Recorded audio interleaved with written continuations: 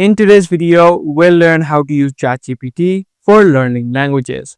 Whatever new language that you're trying to learn, it would be easier if you use Chatgpt to create a step-by-step process and as well as use it as a language teacher.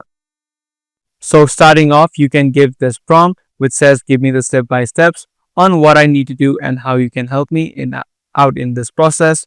If you give out this simple prompt, you can get the exact step-by-step process that you need to follow in order to go from a beginner to a confident speaker.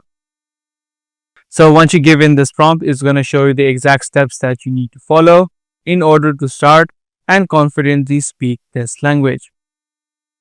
Now, apart from this, what you can also do is use Chatgpt as a conversation practice.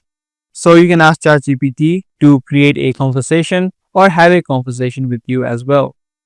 If you add in this prompt, Chatgpt will ask you questions so that you can create a conversation. Also, you can use the voice feature to have a real-time chat. So by doing these few steps, you can use Chatgpt to learn new languages.